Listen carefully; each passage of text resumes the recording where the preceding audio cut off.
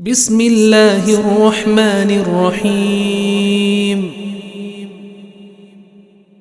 In the name of Allah, the most gracious, the most merciful.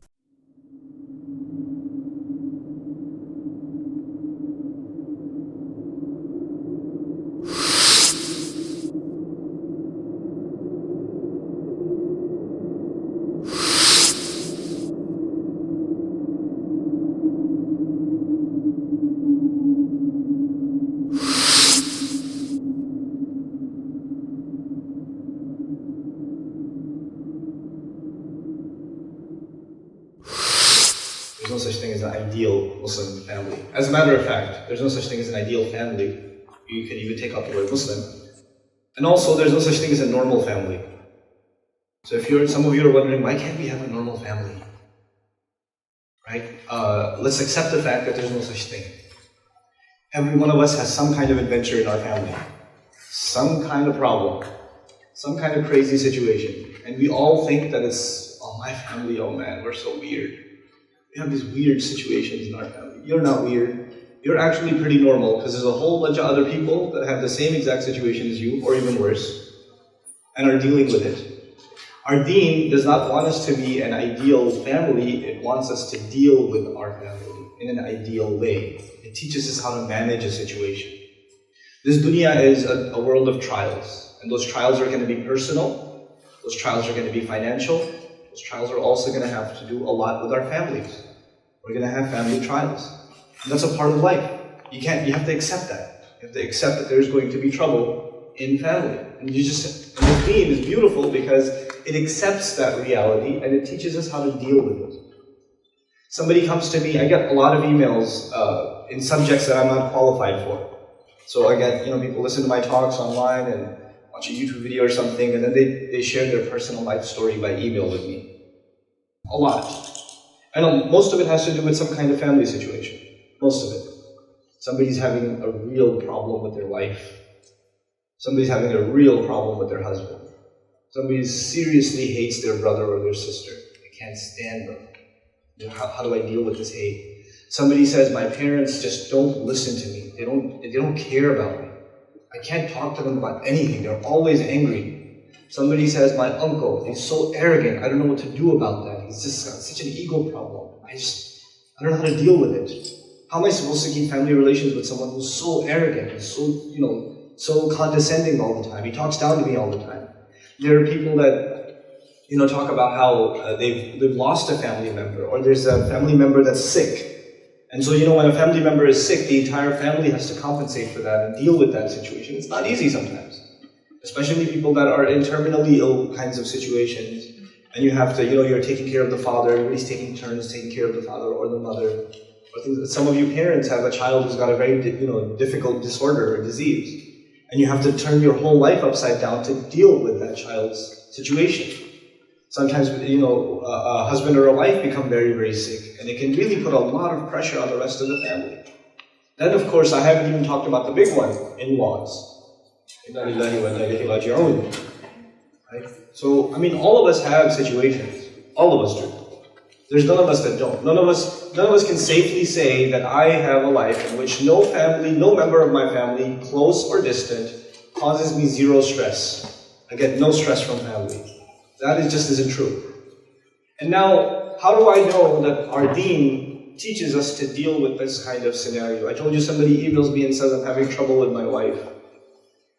I don't know if I can trust her. We don't communicate very clearly. I thought she was someone, but she's someone else. I don't really know. Sometimes I don't feel like I don't know who she is. I'm like, hey, that sounds familiar. Lut alayhi salam. And somebody else comes and tells me, my kids, they give me such grief. I've done everything I can to raise them, but they give me such a hard time. I'm like, hey, Nuh alayhi salam. Sounds familiar. Somebody else comes and tells me, my husband, he's abusive, he's scary, I'm afraid to talk to him, I don't know what to do, I'm stuck in this situation. I'm like, oh, Asiya radiallahu anha. Okay. And my uncle's a crazy guy. He's really arrogant. He gives me such a hard time. Oh, Abu Lahab. Oh, okay. You give me a situation, you give me a family situation, and chances are, somebody says, I hate my siblings. Like, I can't stand them. They're older than me. They always beat me up. I was like, well, Binyamin. His brother, oppressed him. They even blame him when he gets arrested, in Egypt. Subhanallah. Every one of these situations, there's something in the Quran. There's something in the Sunnah of the Prophet ﷺ. Why are these situations there? Because even the best of people had family situations. The best of them. And it's not their fault. I would argue probably as far as parents are concerned, for example, that Yaqub alayhi salam is, in my estimation, probably the best parent or the example of parenting mentioned in the Quran. When Allah talks about parenting, He brings up Yaqub alayhi salam a lot. Okay? And Yaqub alayhi salam, as you know, his other name is Israel. And he has how many sons? Anyone know? He has 12 sons. 10 of whom give him hard time for most of his life. A very hard time. And you cannot argue that Yaqub alayhi salam, being a prophet that he is alayhi salam, that he was not a good parent. He was an awesome parent. He did his job as a parent, but kids didn't turn out the way he expected. That's just reality. You can do your part, but you can only do so much.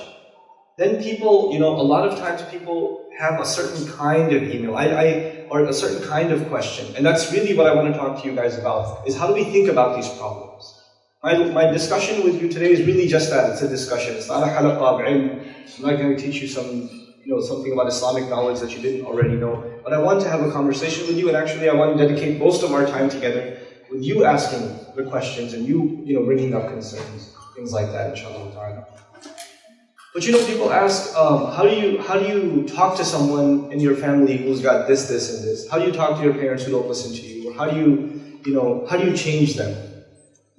Right? So most people that have a problem, they think the solution is if somehow we can change the person who's giving us a hard time. We can change the person who's the cause of the problem. How do we change them? That is the problem, isn't it? Like Rasulullah sallallahu alayhi wasallam cannot change his uncle. He can't change him. He cannot change, Nuh alayhi salam can't change his wife. He can't. She is who she is. And the only one who can change the hearts is Allah, Ya Muqallib al-Qulub. Right? The one who can change the hearts. We can't change people's hearts. We cannot alter them. So we have to understand, first and foremost, that if you are expecting other people to change, and until other people change, your situation will not get any better, then you're looking at the problem the wrong way. Because if you keep waiting for other people to change, that may never happen. That might never happen. The only thing you can do, and I can do, is deal with the situation in a healthy way. And I'm not saying sabr is the only answer. There may be other things you can do. There may be other remedies to the problem. There may be other ways of tackling and dealing with the situation. But one thing's for sure.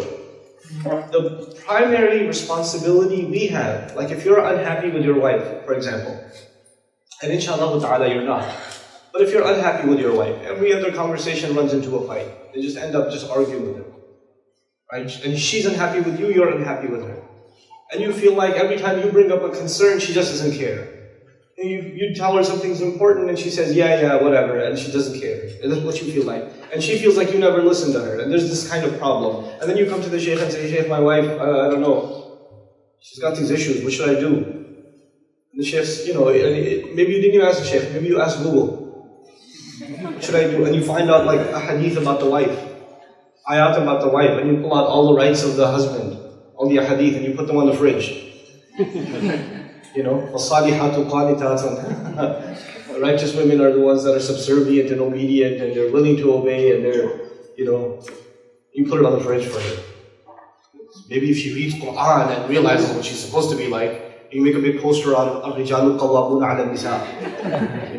Men are maintainers and, authorities over women. You make a gigantic poster and you put it in the bedroom. As he walks in, she sees الرِّجَالُ قَوَّامُونَ عَلَى النِّسَاءِ. Chances are that's not going to work very well.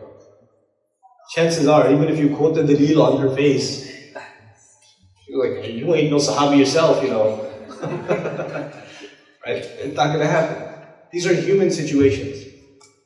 And the other thing we have to note is the best generation, the Sahaba radiallahu anhum ajma'in, they were no exception either. They had trouble too. They had trouble in their families. And it wasn't just trouble between Muslim Sahaba and non-Muslim like family members. That's obvious. There's going to be some friction there. But even among Muslims. I mean, the Quran even talks about a divorce happening between, Zayd radiallahu ta'ala. It happened, didn't it? They're both Sahaba. They're both good people. They're not bad people. Sometimes family can't get along. It happens. These are real life situations. So the first major point I want to make before all of you is difficult situations in dealing with family is a reality of life. It is going to happen. It happens already. The second point is that we shouldn't expect to change other people. The only thing we can do is perhaps take a good look at ourselves and say, what part of this is my fault? What part of this am I doing wrong? Is there something I could be doing differently? And maybe you're not wrong. It's true. By the way, human tendency is to believe that you have done nothing wrong. That's a human tendency. So whenever there's a problem, the hardest thing to accept is that I am part of the problem. No, I do everything. No, I haven't done anything. So it's her, man. She's evil. And the wife says the same thing. I do everything I can. He just doesn't have any patience. He just doesn't listen. He just this or that. Like, you're convinced that you cannot be wrong. And the other is absolutely wrong. They're absolutely wrong. And this mentality also contributes further to the problem. If you're not willing to accept that there's something wrong with you, even if it's 1%, maybe 99% their fault, 1% your fault. But if you can't even admit to that 1%, you can't admit to that, and you're not willing to change yourself in any way, then you are setting yourself up for a lifetime of misery. The solution to our family problems is not to leave our families, is not to cut the relations, is not to just fire. Maybe if I had a different family, things would have been better. Maybe if they weren't, maybe if I got married to somebody else, things wouldn't be like this. So shaitan gives you that thought. He gives you that, maybe, I don't know, this family's kind of messed up. This one didn't turn out that well. Let me try a different one. It's not food at a restaurant. It's not, I don't like this one, let me try another one. Actually, chances are, if you're bad at running one family, I'm talking to the men now, if you're bad at running one family, chances are you're going to be worse at running the next one. You're going to be worse. And then some guys start thinking, some men, especially in marriage situations, they start thinking, oh, well, I can't really deal with this wife. She gives me a hard time. Let me marry another one. Islam does give me the option, so this one's giving me a hard time. There's always another. Mathna wa thulatha wa ruba'. The only ayah I know in the Quran. Might as well. It's not haram, after all. Allah did give that option. And guess what? You couldn't handle one, and we're going to really do great with two. It's going to be awesome. No, it's not. No, it's not. You just ended up ruining two lives. That's what you ended up doing. These things you have to really, really, really think about. And I say the first thing we have to get out of our heads is we have to stop wishing our family was somebody else, or that cutting relations, or no longer talking. I just even don't even talk to my wife anymore because I don't want to fight. I don't even talk to my dad anymore because I don't want to fight. I don't even talk to my brother anymore, I don't want to fight. You just kind of, even if you don't cut relations like you're not my brother anymore, you just practically don't talk to them anymore. Because every time you talk, it gets into a fight, right? So you just practically distance yourself from your family. And this is exactly the problem that Rasulullah ﷺ warned about. And one of the most important pieces of advice in Islam is silatul rahim, keeping the family ties tied. This is one of the qualifications for entering Jannah. Why is it? It seems so easy, right? Keeping family ties. It's like, why would that get you into Jannah? It shouldn't be like some battle some jihad on the battlefield, or some really awesome, deep, good deed, like Qiyam al-Layl for 40 years or something. Why keeping the family ties together? If you know what your family is like, this isn't easy. If you know what your family is like, especially the cousin you hate, the brother you can't stand, the uncle who's super obnoxious, the son or daughter who just looking at them makes you angry. There are some mothers in the audience, they're good to all of their kids, but there's one daughter, she can't stand her. She looks at her, she gets angry. She just gets upset. She sees her face. Why are you here? She'll be smiling at everything else, and then she'll see that, and a dark cloud shows over her face. Just can't stand it. There's something in her head. I don't know what it is. She makes me so angry. And she's stuck in that state. There are some people that are having that problem. And it's really straining relationships. That's when we learn about Silatul Rahim. Who are we treating poorly and why? And how do we start fresh? How do we build a real family relationship despite all of our problems? There are some of you, because we're living in America, there's another interesting reality. There's a reality where people, the family's trying to hold on to Islam. They're trying to, make sure the children learn the prayer and to learn to observe the restrictions of the haram, and they commit themselves to the halal. But one of the boys is becoming rebellious. One of the girls is becoming rebellious. And they stop praying. And you find weird stuff on their iPhone. And they're just headphones in the ear all the time. The father is going to Qiyam al-Layl every night. He's at every salat at the masjid. And the kid at home is a completely different character. The girl goes out and you don't even know where she goes, and then she comes back at 10, 11 o'clock at night. And there's this friction in the house, because it's like these kids have practically left Islam. They've practically left it. But the parents, because they come from a traditional Muslim family, where they were raised with certain values, it is so traumatic, it's so difficult to deal with that reality that my children they don't care about Islam anymore. You just decide you don't want to deal with it. The elders decide they don't want to deal with it. I'll just spend most of my time in the masjid. I'll just spend my time making dua, making dhikr, making salawat. That's all I can do. I'm not going to deal with my family. These kids, let them just do what they do. And every time, if you do talk to them, you yell and scream, the kids go, I don't have to take this, I'm out. They slam the door and they walk out. I don't have to take it anymore, And so you don't deal with it, and they say they can't talk to you, and eventually you end up losing those children. They end up running away from home. They end up, in all kinds of illicit relationships. They move out of the house. You lose touch with them. You lose family this way. There's so many families in the country that I personally know, where 1 or 2 or 3 children just left the family. They just left. They left. For all practical purposes, they're not even Muslim anymore. Moved in with a boyfriend, moved in with a girlfriend, got a job somewhere else, and then they'll never call, never talk, nothing. Just left entirely. In other words, we pushed our children so hard, some of our kids, on the religion, we pushed them so hard that they broke. Literally, they couldn't handle it. We didn't realize, I know, mashallah, sometimes our neighborhoods in the United States, and some of that is here in Minneapolis, right? There are some neighborhoods that are like little Somalia. There are some neighborhoods that are like little Bangladesh. Some neighborhoods that are like little Pakistan. Or little India. Hyderabad is also called Chicago nowadays. They're the same. Some neighborhoods. There are places in New York like that. There are places in Minneapolis like that. There are places, there are pockets, and everybody feels like, oh, this is not really America. It was like, there's a masjid right there. All the Muslims live in the same apartment complex. There's a halal, 85 halal restaurants down the street. This is a Muslim country right here.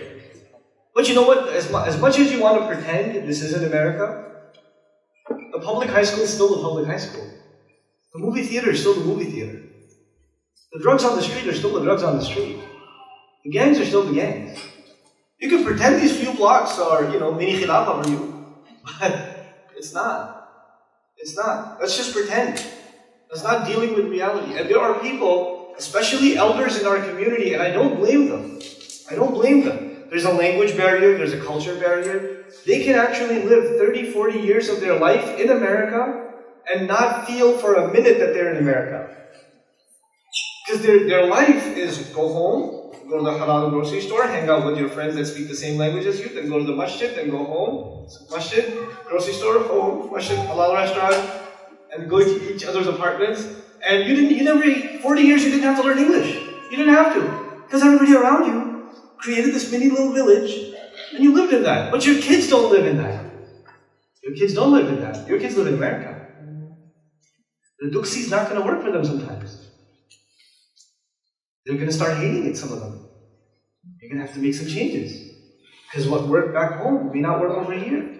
You can't just prop a culture, pick it up from one place in the world, and drop it in another place in the world, and expect that it's going to work exactly the same way. It doesn't. It doesn't work. Some of it does. Sure. I'm not saying we drop all of our values. Absolutely not.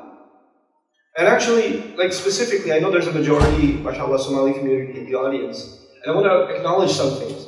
Somali community in particular, mashallah, one of the things I love about this community is their relationship with the Quran. I don't know any other community that has that kind of relationship with the Quran, that kind of emphasis on the Quran, that kind of like love for memorizing the Quran and reciting the Quran. Whether I go to a community in Columbus, Ohio, or I go to a community over here, in Minnesota, or I see our community, the Somali community in Dallas. All over the country, there's pockets of Somali communities, and you go to those masajid, whether it's Fajr, Dhuhr, Asr, Maghrib, Isha, the masjid is buzzing with Quran. It's awesome. It's awesome. But the problem is I don't see the young people. I see the really young kids. I see the really young kids. I see the really old people. I see the women. I don't see the teenagers. I don't see the 13-year-olds. I don't see the 15-year-olds. I see one or two of them. They're good kids. Where's the majority of them? Where's the majority of them? You'll find them on the basketball court. You'll find them somewhere a little farther away from the masjid. Maybe even there's a program going on in the masjid. The guys show up. They'll show up if there's a ball court at the masjid. Play ball outside. But you know what? I'm not complaining. I'm saying those kids are still good kids. We just have to acknowledge the fact that, number one, they're living in America. They're living in America, so how we're going to teach them Islam is going to have to be different. It's the same Islam, but the way we administer it is going to have to consider, the other realities in our community. So, I was talking to you about family, the ideal Muslim family situation. The biggest principle in having a healthy family, I'm not going to say ideal family because I told you there's no such thing. Even the prophets didn't have ideal families. They had problems in their families. The first principle, in my opinion, wallahu a'lam, of a healthy family is you never give up on family. I don't care if your kid's doing drugs. I don't care if your father's all kinds of messed up. You don't give up on your family. You stay in touch. If they're abusive, it's a different story. If they're physically abusive, if they're emotionally abusive, even though you don't give up on them, that doesn't mean you take the abuse either. Second principle is you don't accept abuse. You don't continue along with abuse. It's not healthy. You're not helping yourself. You can't say, I'm just having sabr. No. That's not sabr. That's not sabr. You're just damaging yourself. Human beings can only take so much. We're a limited container. You take so much, enough abuse is given to you and you will break, you'll snap. Crazy things will happen. You have to draw the line. You will accept, you will take care of your parents, for example. You will do everything you can for them. But when they do something that's outright wrong, you will have to stand up and say, this isn't right. And the elders in our community have to get involved in that.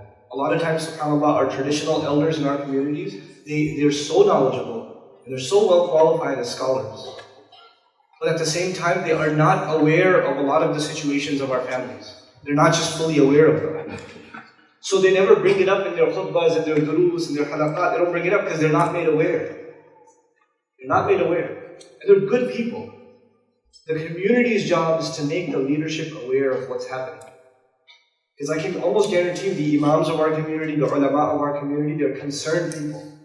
They want good for the people. They want Islam for the people. So when they hear about the problems, it concerns them and they will try to educate the community more and more, raise awareness more and more about the kinds of problems that are happening. Abuse is unacceptable. Not abuse from parents to children, not abuse from children to parents. It's unacceptable. The second thing is, so three things that I mentioned so far. One, you don't give up on family. Two, you have to draw the line somewhere. You have to draw the line. You can't just, anything goes. It's family, they can do whatever they want. No. Our deen did not give open license. It's not like that. It's not like that. We have to obey our parents. We have to obey our elders. Yes, we do. But we cannot allow that obedience to turn into abuse. That can't be. That's not right. That isn't right. So if they're violating your rights or they're hurting you then you have to have that conversation. And it's not haram for you to have that conversation. It's not wrong for you to have that conversation. On the other side also, you children have to understand, the children here, parents have to understand that our deen, and one of the biggest priorities in our deen is respect and obedience to parents. One of the biggest priorities in our deen. Even if they're abusive. Even if they're being really bad to you. Even then. You cannot abandon the respect and love and consideration to your parents. It's a very hard thing to balance. I know it seems like opposites. But I don't love and respect my parents only because they're my parents. I love and respect my parents because I'm Allah's slave. And Allah made that a priority for me. So I'm not even doing it for my parents, I'm doing it for Allah. And me not caring about my parents is actually me not caring about what Allah said. I will not have to answer to my parents for that, I will have to answer Allah for that. I have to be very clear that my relationship with my parents is not a reaction. If they're good to me, I'll be good to them. If they're not good to me, what do you do for me? What did my dad ever do for me? Why should I be nice to him? No, it's not a reactionary relationship. This relationship we have with our parents, especially with our parents, is a relationship that's based entirely on Allah's commandment. وَبِالْوَالِدَيْنِ إِحْسَانًا. It's unconditional. You have to have ihsan with both your parents unconditionally. It's not dependent on whether they're good parents or not. You have to do the best you can with them. You have to do the best you possibly can with them. Sometimes our elders, they do things that harm themselves. Our elders, they do things that harm themselves. Sometimes they get stressed, they cry, they yell, they scream. And you think they're doing that to you. But you know what? They're just as miserable. They're making themselves miserable. And sometimes they don't know how to get out of that. You have to help them get out of that. You cannot yell back. You have to just calm your mother down and take her for a walk and get her a flower and just work on it. And it won't happen overnight. It'll take some time. It'll take some time to get the anger problem of your dad resolved. It'll take some time. But we have to work on our parents because sometimes they make their own selves miserable. They really do. In many, many cultures in the Muslim community. Because they don't know how to deal with this changing, completely different family. They weren't the kind of kids you are. They'll keep telling you, I never did this to my parents. They'll tell you, I never talked back like that to my mother. Yeah, but you didn't live on this continent either. That was a different time. That was a different, the culture, the values, the society, it was completely different. But they don't necessarily understand that. And I don't expect them to understand that. So it's going to be very traumatic for them to deal with people like you guys. You guys are pretty traumatic to deal with. You have to understand the kids in this audience. You're not easy to deal with. You're not easy to deal with by your Sunday school teacher, your teachers, some of your friends, forget your parents. Yeah, you're not easy to deal with. You have a lot less patience, you talk back a lot more, you want to do your own thing all the time.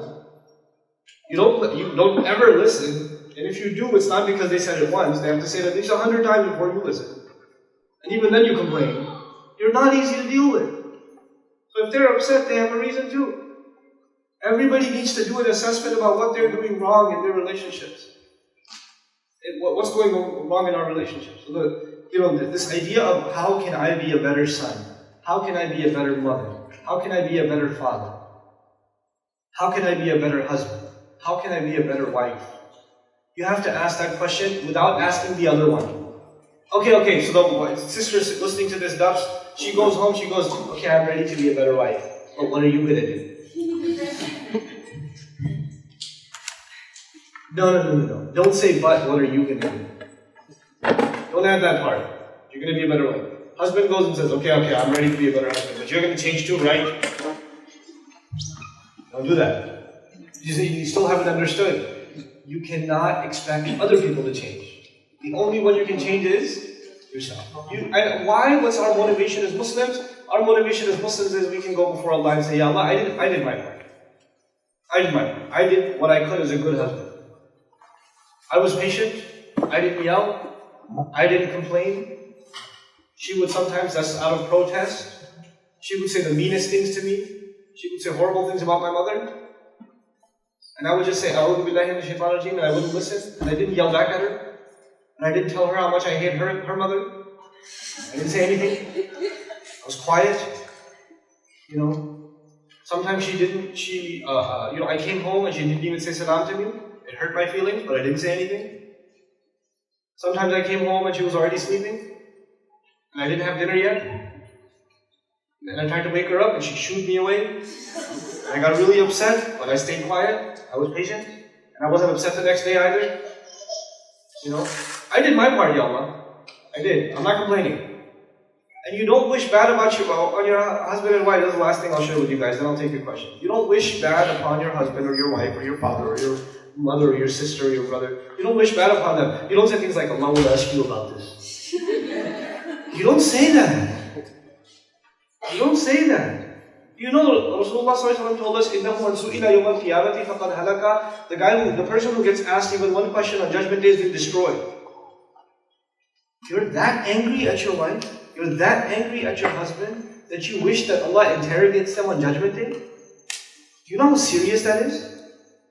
Let me give you some idea of what you're wishing for. You have just had a fight with your wife.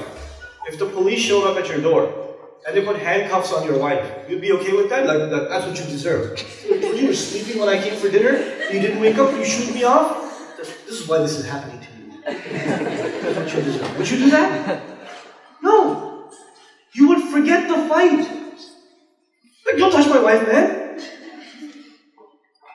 What do you do? The fight would disappear, wouldn't it? It would disappear.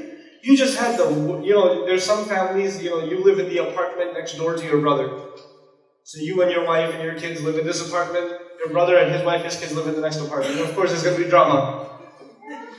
The wives don't get along, the kids, your kids ate our food, and whatever. They came and left a mess, or they broke our PlayStation controller, or something. And there's a fight between the two brothers. The whole family is like, it's crazy. It just went crazy.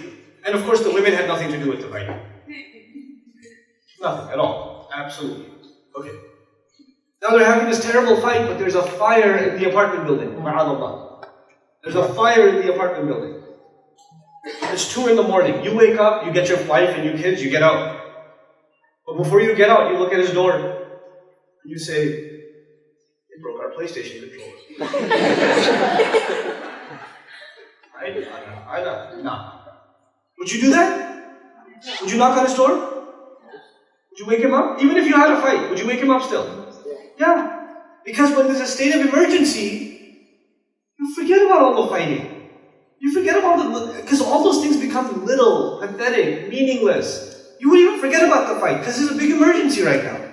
You understand that? Judgment Day is the biggest emergency humanity will ever see. There's no bigger emergency than Judgment Day. You don't wish upon your husband, or your wife, or your children, Allah will ask you on Yawm al-Qiyamah. You don't do that. You don't do that. That means you don't love them at all. It means you wish the worst situation falls upon them. That just means you don't care about them at all. You don't even wish that on non-Muslims. You don't even wish that on the average non-Muslim walking down the street, that they should burn in hell. That's not the attitude of a Muslim. How can you wish that on your own family?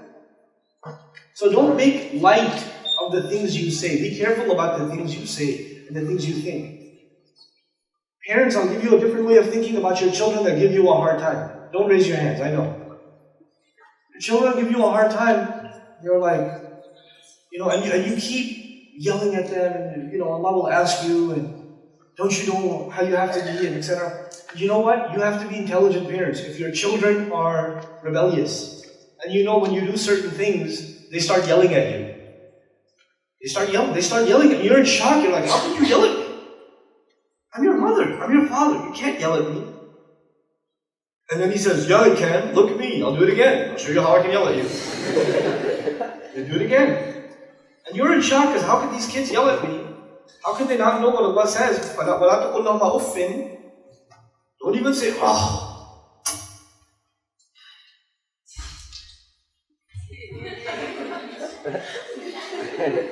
That's off. That's tafsir of off. Don't say that to them. This is another off. That's an off. Don't even say that much to them. And you're yelling back at them? You know what? Parents, I'm not talking to the kids. You're in trouble, kids are in trouble as it is. I'm talking to the parents. Don't put your children in that situation where they will disobey you. If you know that they're disobedient already, don't further their disobedience. Don't create the situation where you know the argument is going to happen. Because if you create that situation where the argument is going to happen, you are digging their hole in hellfire. Because there's few crimes in Islam that are bigger than yelling back at your parents. And you created the situation. You parents created the situation where your kids were yelling back at you, and you were digging their hole in hellfire. If you hate your kids that much, then do that. Otherwise, try to find a softer approach with your kids. Especially your teenage kids. I don't think any of you parents are going to find your children having murdered one of your other children. I don't think you're going to find that situation. But you know what? Yaqub alayhi salam, his teenage boys come home and they've got a shirt full of blood of one of their own brothers. And the father knows this is all a load of garbage. They made this story up. So they must have killed him or something. What is he going to do? How is he going to react? If he yells at them, they're crazy. There's a bunch of psychos too.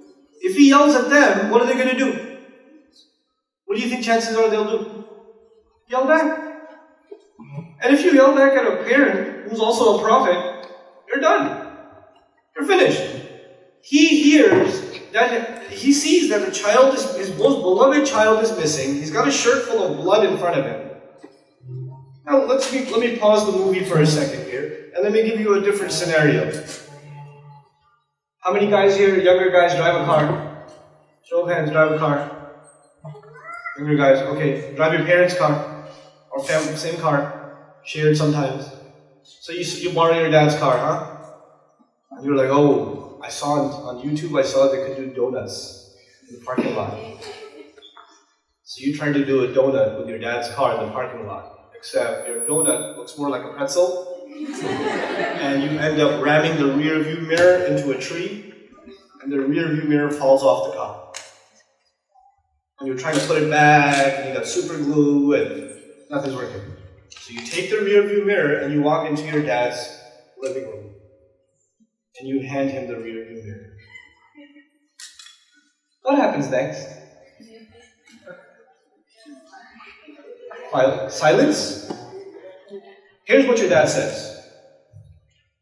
فَصَبْرٌ جَمِيلٌ وَاللَّهُ الْمُسْتَعَانُ عَلَى مَا تَصِفُونَ. I'm just going to be patient. Only Allah can help. Right? That's what your dad says, right? Yeah. No. They don't even find your body.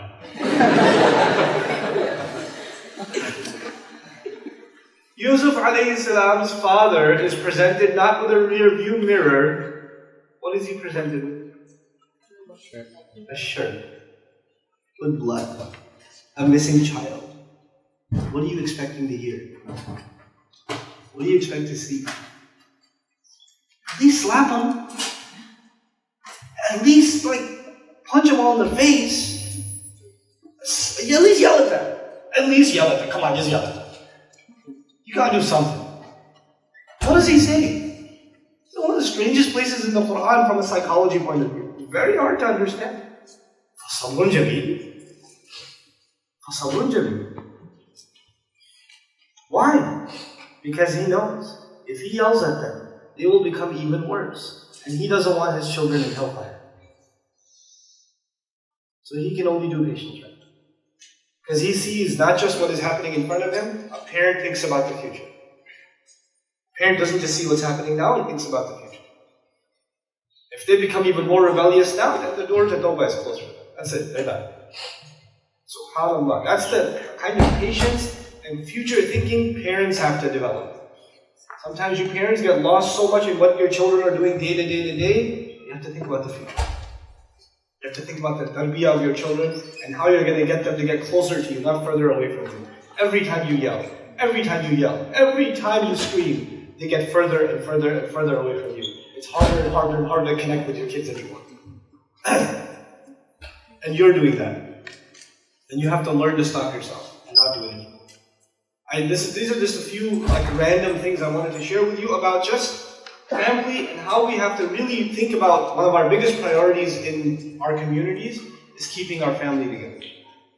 Community means nothing until the family is involved in the community, and family is nothing until family stays together. And it takes a lot of work to keep family together. So these are just a few thoughts I wanted to share with all of you guys. Inshallah ta'ala, if you have any questions, that's okay. 50 minutes, we can take extra 50 minutes for questions. If you guys have any questions or things you want to talk about, inshallah ta'ala, we can do that. I personally may not be able to help you with all of your questions, but at least I can point you to certain services and resources that might be important, inshallah. You had a question? So when you give the example of Prophet Yaqub alayhi salam, and in his wisdom thought in the situation where his kids are at a point where sabr is the best thing that we should do.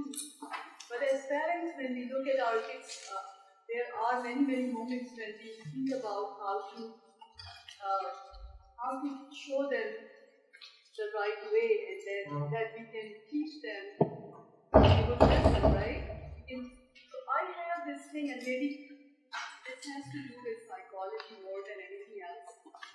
So young kids like 12 years, 13 years old, when they develop this habit of lying to their parents, and I don't want to really tell them right on the spot that, I can prove this was a lie, that you are right now lying to me. I don't want to do that, but I want to tackle this problem. How?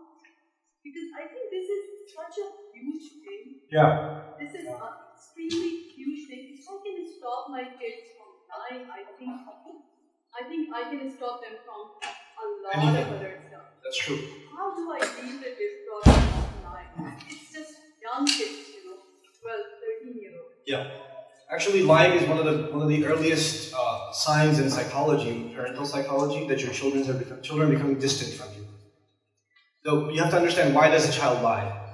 First, we have to really ask the deeper question: why does a child lie? A child lies because they think telling the truth will get them in trouble. Telling the truth will be embarrassing. Telling the truth will be humiliating. Telling the truth will be unacceptable. Like, really bad things are going to happen if they lie. Because at the end of the day, between telling the truth and lying, a child thinks about what will happen if I tell the truth, what will happen if I lie. If I lie, I won't be in trouble, I'll be safe, they won't find out, etc., etc. If I tell the truth, their mom's going to say, how could you do this? I can't believe you did that. And, like last time she yelled, she's going to yell like that. And it's going to be even worse, because I already did it before, now I'm doing it a second time, maybe I should just lie about it. Then, and what happens if it gets reinforced is that children don't even see it as a lie anymore.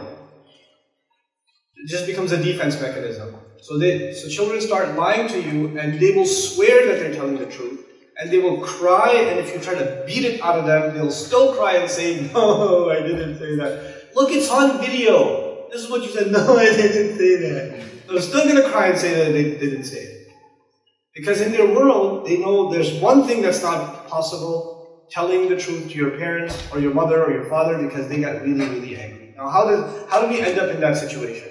You end up in that situation if there's a relationship early on with the children where there's a lot of, like, the parenting is made up of a lot of getting in trouble. Like, if, your kids get in trouble with you a lot, and they get punished a lot, or yelled at a lot, or time out a lot, whether the punishment is like, a little slap on the bottom, or it's like yelling in front of his other siblings. The other thing is also, we don't make a big deal out of it. You're yelling at your older daughter and the other two daughters are watching. It's actually humiliating for her, not just because you're yelling at her, it's also humiliating for her because her two younger siblings are watching. And she's yelling, why are you here? Go away, I'm getting yelled at right now. She's really upset that her other two siblings are here. You have to understand, Allah put something inside the human being called dignity. Even for children, there's dignity. And when that dignity is put down, then they start developing, it's very painful. It's more painful than physical pain. To be humiliated is more painful than physical pain. So you do everything you can to avoid humiliation. And that's actually something all human beings do. We try to avoid humiliation. The first counter to that is that parents have to understand, especially in a society where we are dominated by kufr and rebellion and shamelessness and all these things that don't jive with Islam. We have to understand that our parenting cannot be a relationship of authority. Not in this society. Authority is always going to be there, but it has to take a minority role. And the majority role is you can talk to me about anything. It doesn't matter what it is, you can talk to me. And I will not dismiss anything you're saying. This is actually a Quranic remedy. You know, Yusuf alayhi salam told his dad a dream, right? And there's an ayah dedicated to a child telling his father a dream. And there's a couple of ayat after that dedicated to the child responding to the parent responding to the child about the dream. And it's not the mother, it's the father. Now who listens better, kids? Mother or father? Let me hear it. Mother or father? Father. Father listens better when you're little? Mother listens. Father, you could talk to for half an hour. Baba, in second period, we made a mountain today. We drew it. And then I want to put a bird on top of it. And he's sitting there going, yeah, flipping channels. That's good. And I broke my teeth. That's good. He's not listening. Dads, typically, especially for younger kids, they're not good listeners. They just want to tickle you and play with you and then leave me alone. They're not there for conversation. This boy comes to his father and tells him a dream. Now imagine a scenario where you're 6, 7, 8, 9, 10 years old, you go to your dad and you tell him a dream. Baba, you know what I saw, Baba? I saw a dinosaur and it was eating its own tail. And then it said, ouch. And your dad's like, very good, mashallah, okay. Now go do your homework. He's not really listening. Because he thinks the child's dream is absurd. And what did the child see in his dream? I saw 11 stars and the sun and the moon and they were all doing sajda to me. Put that on? So, but the father listened. The father listened. And it's not, what's really amazing about that is, what we're learning about parental psychology in that surah, the first lesson we're learning is you have to carefully listen to your children even if they're talking about something that's not reality. A dream isn't reality. They're just talking about their thoughts, what they saw in a dream, but you still have to pay attention. And you have to pay so much attention that the father listens to it, and then there's a couple of ayat of complimenting his child and engaging his child. And the other thing is, who would think? Which child would think, I just saw a dream, here's a good idea, I should talk to dad about it. When do your kids come up to you and talk to you about anything? They don't. They don't talk to you about their friends at school. They don't talk to you about homework. They don't talk to you about, what one of their friends had on their mobile device that they tried to show them. They don't talk to you. They're afraid to talk to you. But you've created that relationship. Yaqub alayhi salam has created a relationship where his son is so comfortable talking to him about anything, even if it's a dream. The first person he thinks about talking to is who? His dad. When you have that kind of open relationship, lying is not going to be a problem. But, did his other kids lie to him?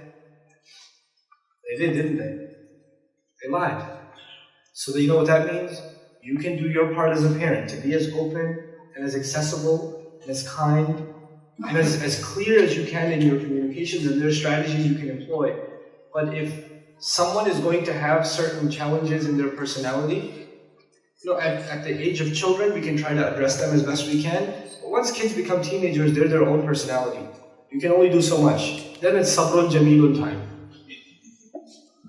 Then it's time for sabrun jamil. You can't really change it. Then you can only ask Allah for help. Now, so the open communication, you don't have to be afraid if you tell me, yes, it's a bad thing you did, but I love you anyway. That sort of, it's going to be hard, but it has to be developed. Especially for us as parents, because we come from a culture, whenever you make a mistake, what's the first response by the parents? It's the first response. And that's usually even if you do something good. Even if you do something good. Why? It's advance payment for the next mistake. We come from that culture. We come from a culture where we're constantly reprimanding and correcting, disciplining our kids. Right? So it's very hard for us to think differently as parents, but we have to. We really, really have to. Otherwise, children develop this habit of lying and lying and lying. So the first thing is when they lie, to not humiliate. To not humiliate. The second thing is to pull them aside, maybe take them on a trip, maybe sit them down for ice cream, something, and say, look, I know what happened. And I know that wasn't the truth, but I'm not angry. I'm really hurt that you don't think that you can trust me. I trust you, Mama. No, you don't. If you trusted me, you would have told me. And I really feel sad that you don't trust me. Did I do something wrong? Is it my fault you don't trust me anymore? You know, I feel really bad. Maybe I'm a bad parent. No, Mama, you're not a bad parent. I'm sad.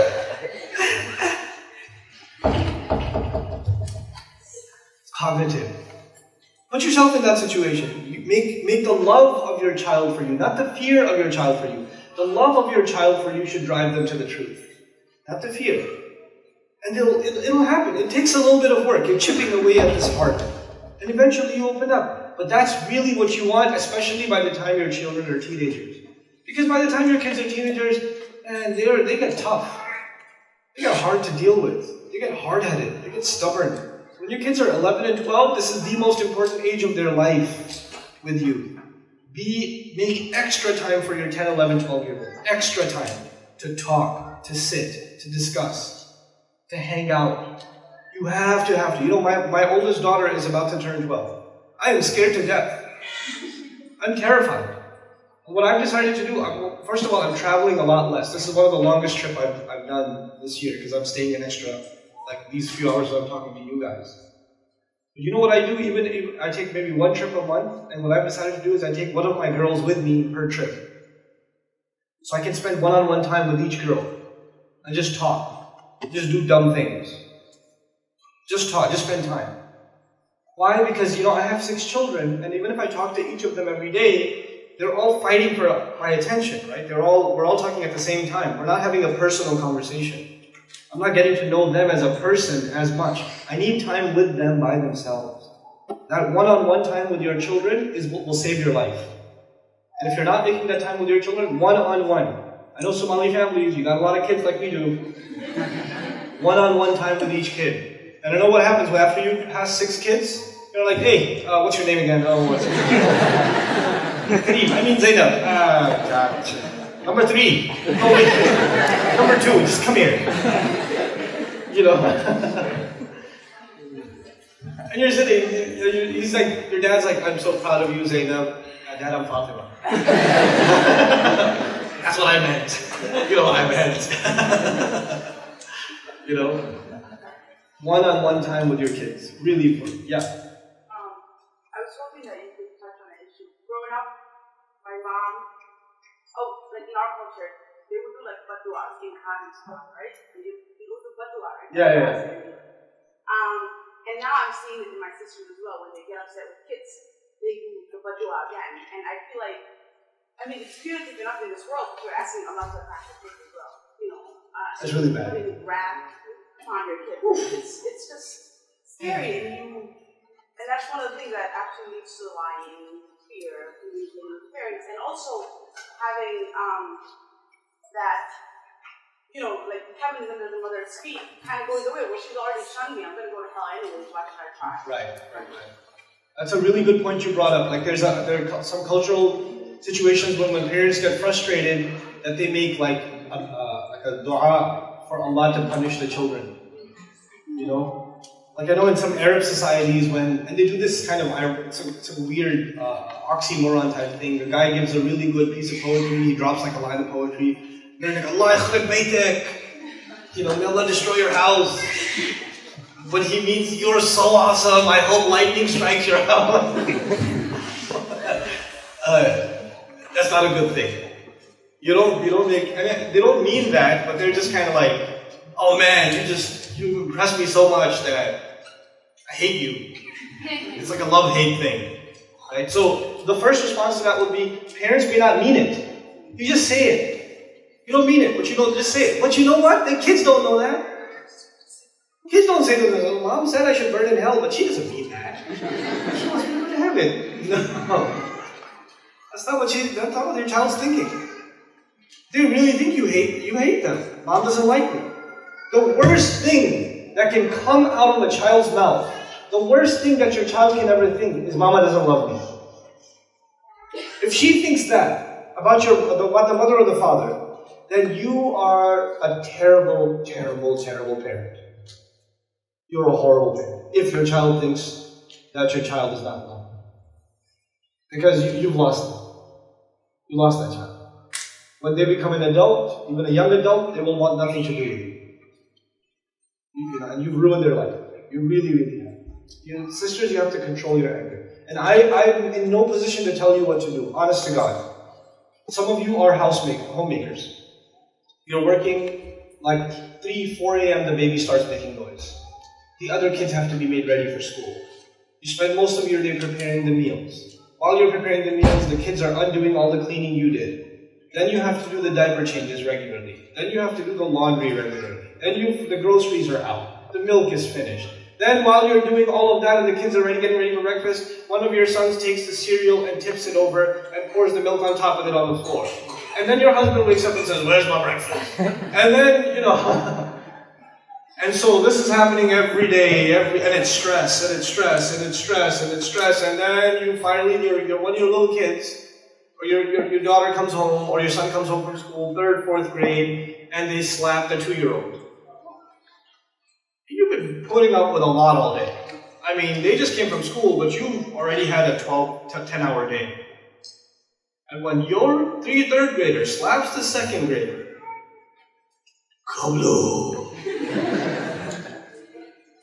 It just all boils over and you explode. All the other children are like, one kid gets it. He just gets it. And then your husband comes home and says, "Why are you always angry?" You're like, you have no idea how hard could it be. And then you say, "Oh, well, how hard could it be? Why don't you watch the kids for an hour? I'm going somewhere." This husband will almost die. "Why did you leave me with them? You didn't do anything. Oh my God, I thought you said they'll sleep the whole time. They woke up like 2 minutes after you left." Oh my God. So you know what? I can respect that you have a very stressful life. I can respect that. But there's even more expected from you. And you know what you have to do? You have to start putting more and more and more responsibilities on your children, especially the older kids. You have to start making them help around the house, not by yelling at them. I always tell you to clean your room, but they don't clean their room. I tell you to help out, they don't help out, right? But take one child, let's come here, I want to cook with you. "Mom, I want to do..." No, just cook. It's okay. "But I wanted to watch the show, everybody's watching Arthur, I want to watch Arthur." "Okay, you can watch Arthur later, I'll put it on for you later." Okay, you and I will watch it together. Just cook with me. Take a child in, do something with them. And you know what you'll see? Crazy thing. The other child comes, "Can I do that too?" "Don't you want to watch the cartoon?" No, I want to put this. Can I do the song? In the beginning, just get your kids to start doing things with you for fun. And slowly it'll turn into them taking on responsibilities. If you start with clean the room, take out the garbage, you do this, you do that, they'll never do it. Or even if they do it, they'll be like, "Oh, I don't want to do it." But you know what that'll do? It'll start taking the pressure off of you a little. And also it's really good for kids to start taking house responsibilities, to take care of chores, to clean things up, to give jobs to kids, and don't pay them for it. Don't pay kids for it. And I'm not just saying be cheap. You should give kids allowance sometimes once in a while. But I'm saying give your kids responsibilities that they should do just because they should do them, not because they're going to get paid for it or they're going to get something out of it. Don't create capitalists at 5 years old. Don't do that. Okay, so one child, their responsibility is there's no shoes in the hallway. That's just their job. There's no shoes in the hallway. So they do a sweep every hour they come back. "They're not my shoes, I don't have to move them." No, that's their job. So they move everybody's shoes. One kid's job is every evening they have to do all the cups, the other one has to do all the plates.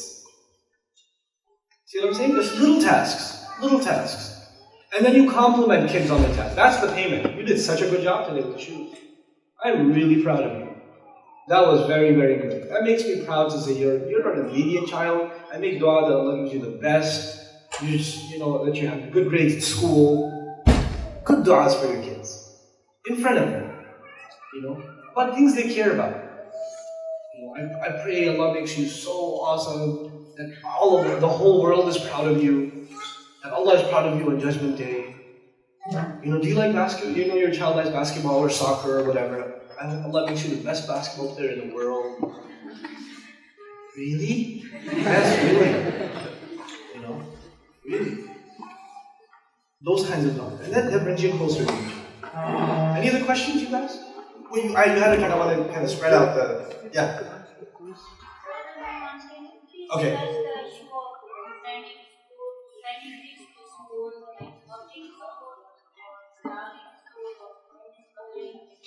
Okay, so the question is, what do we do with our kids? Public school, Islamic school, or homeschooling?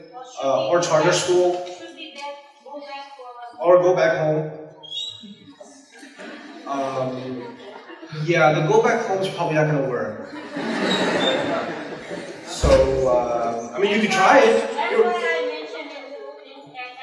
At the last, yeah. Well, I know people that have tried it, and they are depressed. Kids are depressed, they're depressed because the kids are American now. You can't just put them back in that world. And also, when people do messed up things over here, at least you can say they're kuffar. When people do messed up things over there, they're Muslim. What are you going to say? Nothing. I met a family from Saudi the other day. They said, we are bringing our kids to Texas because the fitna there is too big. I was like, well, what? I'm like, yeah, you don't know what the kids are up to over there. We think there's a part. They spent 3 weeks in Dallas in our community, and they're like, yeah, this is a lot better for our kids. We're coming here. Okay. So much for the go back home. Things are so much better because everybody everybody back home, has got like nur on their face. The masajid are always full. Everybody's just, the only words that come out of people's mouths are subhanallah, and mashallah, and inshallah, and alhamdulillah. No, that's not the case. Now, what are the options over here for schooling? Just briefly, there's not one answer for that question. There's not one kind of Islamic school. There are some very successful Islamic schools in America, and there are some not successful Islamic schools at all in America, so you have to do your homework with that, right? The second thing is, there are some public schools that are very, very good, but if you're going to put your child in public school, you have to be aware of what happens at public school. What are the things that are on most kids' mobile devices? What are the most downloaded songs? What are the most downloaded movies? What are the most visited websites by a teenage category? Google Analytics are there. There are some Muslim counselors that have already done all of this research. You have to know that even if your kid doesn't go to those websites, this kid sitting next to them goes to them and shows it to them. So your children will be exposed to things, and you need to know what those things are.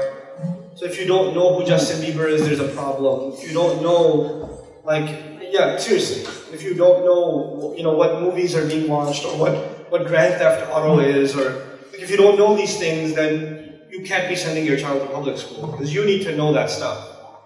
You need to really, really know that stuff. And if you're going to send your child to public school, if that's the only option you have, you can't afford Islamic school, and you're not qualified for homeschooling, and that's the only option you have, then you better make sure that they get a really strong Islamic personality education.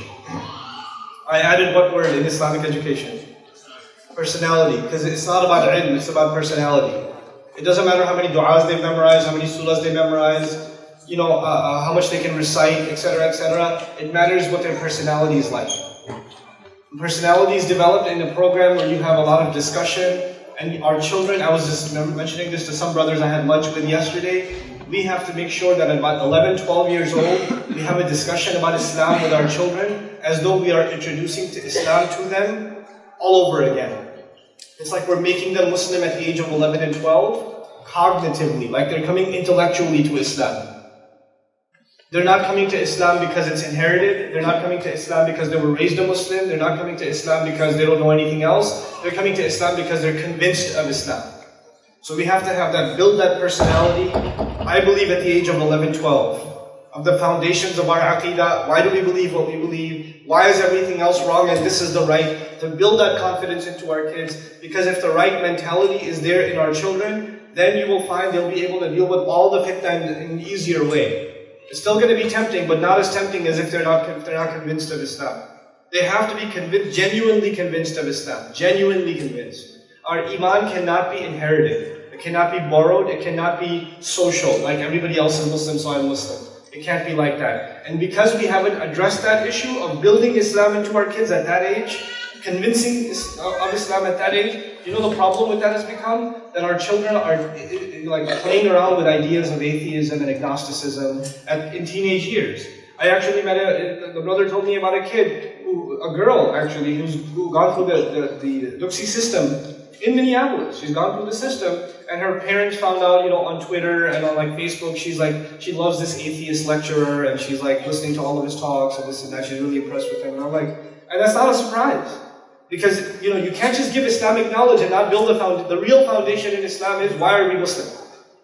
Why are we Muslim? And that has to be built. A lot of times the parents aren't equipped in building that. I'm hoping to develop some of that for children, inshallah ta'ala. That's one of my concerns because I want to do that for my kids. But if I'm going to do it for my kids, then I might as well try to do it for other people's kids too. Why are we Muslim? Why is Islam superior to everything else? My goal for my kids, this is the last thing I'll say. My goal for my kids as teenagers is that they see Islam as far above and far better than everything else and anything else that contradicts Islam outside in society. They see that not only they're not impressed by it, they feel that those things are pathetic and sad and inferior. And they're like beneath them. Because Allah has honored them too much by Islam. Yeah, I know. Allah has honored them too much by Islam for them to be impressed with that stuff. So I want my girls, even if they go to a public school, and they're not going to go to a public school, but even if they did, even if they went to a public school and they see girls dressed the way they dress, they'd be like, I feel sorry for these girls, man. Allah has honored us with Islam, and these girls have no respect for themselves. I feel bad for them. They're not going to say, oh man, I wish you could dress like that. Everything's haram in Islam. That's not how they're thinking. If we can fix the thinking, the behavior will become easy. The issue is we keep focusing on the behavior, we don't focus on the thinking. We have to empower the thought of our children. Build that Islamic thought. And if we can do that, inshallah ta'ala, we're going to have a really awesome generation ahead of us. And again, just as a reminder, 11 to 12, that's the year to start building that thought. In my opinion. That's the time children become more inquisitive, they start asking why, they start saying, why are my non-Muslim kids, my non-Muslim friends, why are they going to go to hell? I wonder which religion is right, because we all have a religion. It's kind of weird. These thoughts come in their heads. It's going to happen when you're living in a pluralistic society. It's going to happen. Might as well help them deal with those questions. We have to do that. We have to do that. And inshallah ta'ala we will. We'll do a great job of it. Alright, my time's up, inshallah ta'ala. Jazakumullahu khairan all of you for listening. Sorry I took extra time. I know there's another speaker waiting, inshallah ta'ala. Thank you so much very much. Assalamu alaikum.